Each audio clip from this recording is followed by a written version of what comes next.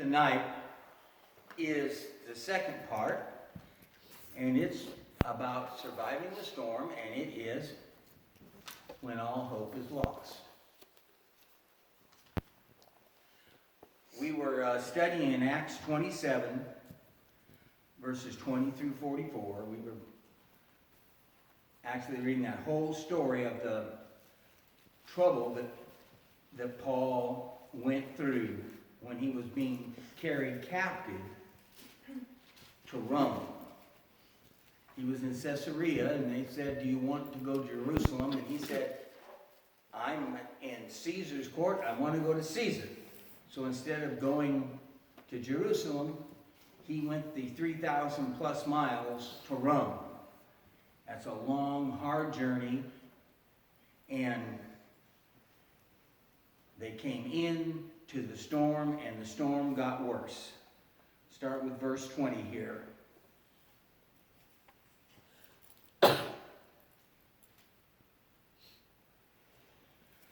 When neither sun nor appeared for many days, and no small tempest lay on us, all hope of our being saved was at last abandoned. They had already jettisoned the cargo, thrown the cargo overboard. They had already threw all the ship's tackle overboard. And then finally, there was no more hope.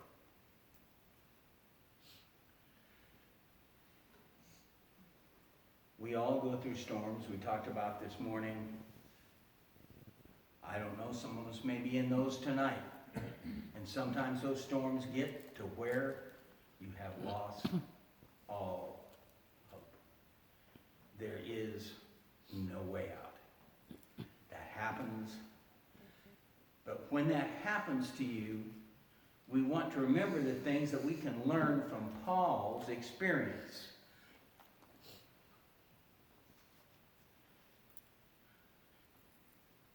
In verses 21 through 22, Paul is talking to them. And he goes, "Since they had been without food for a long time, Paul stood up among them and said, 'Men, you should have listened to me and not have set sail from Crete and incurred this injury and loss. Yet now I urge you to take heart, for there will be no loss of life among you, but only the ship.'"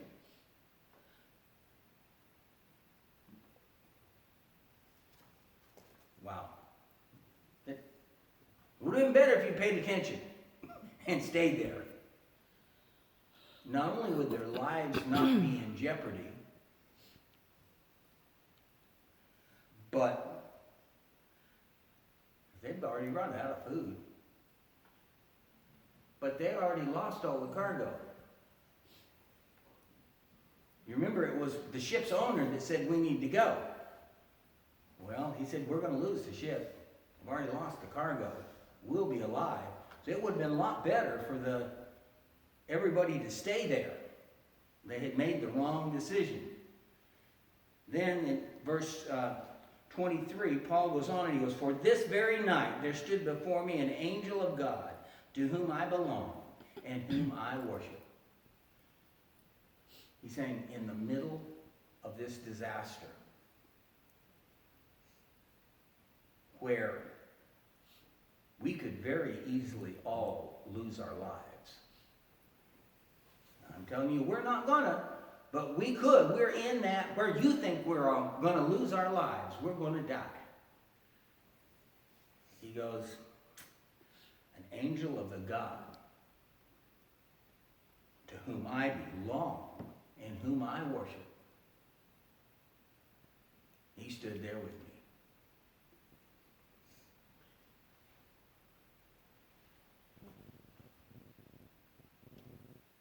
Others had deserted Paul before. They'll desert him in the future. He's been in trouble before. He'll be in trouble again. But he understood that the Lord was with him.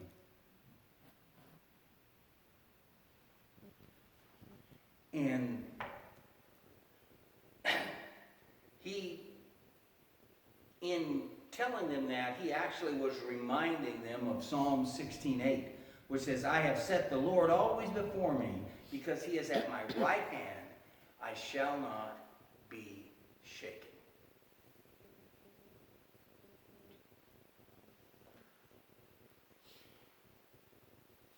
We can have courage and peace whenever the storm overtakes us, even when we have lost all hope, if we realize who is with us, if we realize who we belong to.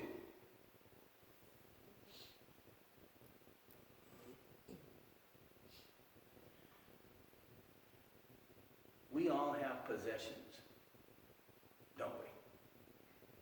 Do we take care of those possessions? Take very good care of our possessions.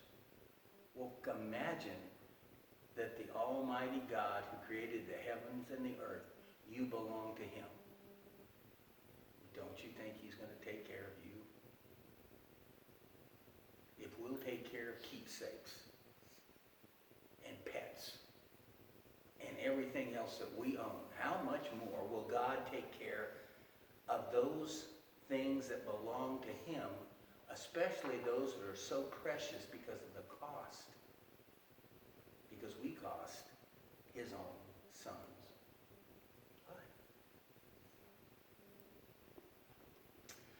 life. And we have another example of this that we should look at back in Mark 4. And when you get to the 4th chapter of Mark, go to verse 35.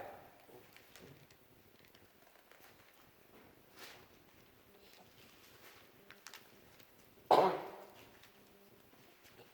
that day, when evening had come, he said to them, let us go across to the other side. And leaving the crowd, they took him with them in the boat.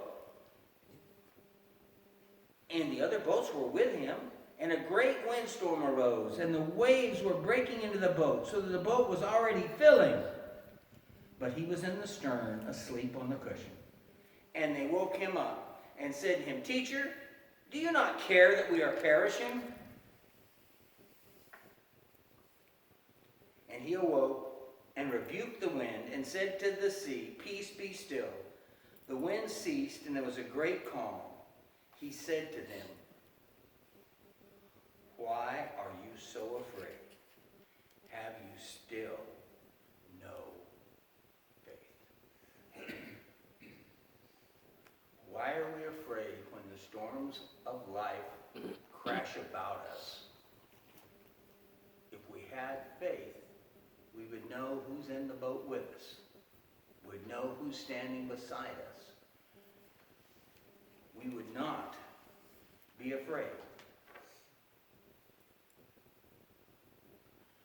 Now in verse 25, back there in Acts 27, Paul told the others, he said he had faith that God would do what he promised. That's the key. Do you have faith that God will do what he promised? If you do, you can have peace.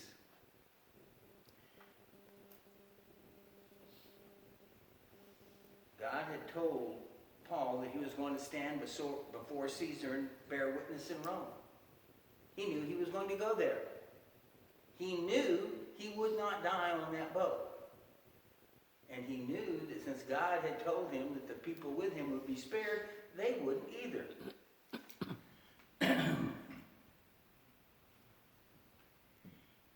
Now, back in 27, Acts 27, we'll be down to verse 26.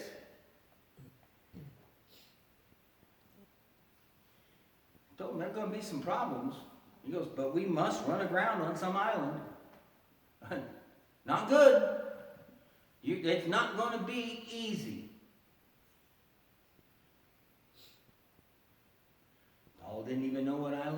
shipwrecked on. But he trusted that God would take care of him. Turn to Matthew 5:45.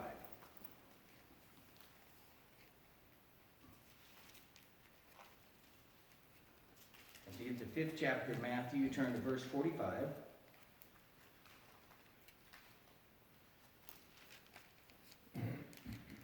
So that you may be sons of your Father who is in heaven. For he makes his sun rise on the evil and on the good, and sends rain on the just and on the unjust.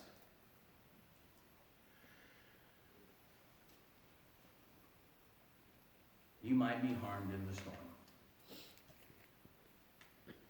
God is not promising that you're in a protected bubble and the storm will not hit you. Now, he might cause that tornado to skip over your house, but he might not.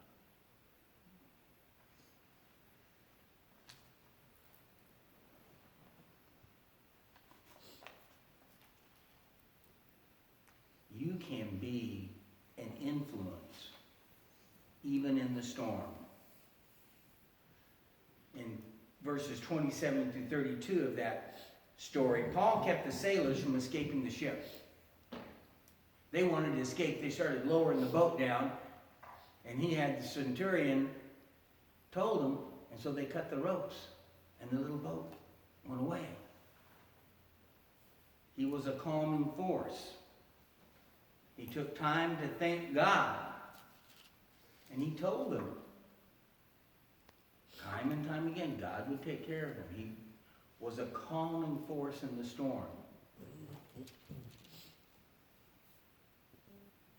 That may be the best time that you have to reach the people around you is in the middle of the disaster. When they see you without fear, calming them. It's all about who's with us. Who's standing beside us, who's holding our hands.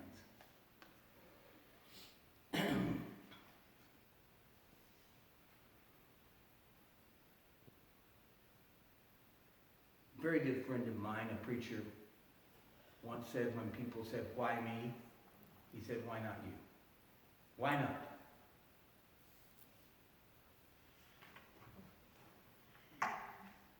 If, heaven forbid, the worst happens, and some crazy lunatic runs through that door with an AK-47 and mows every one of us down,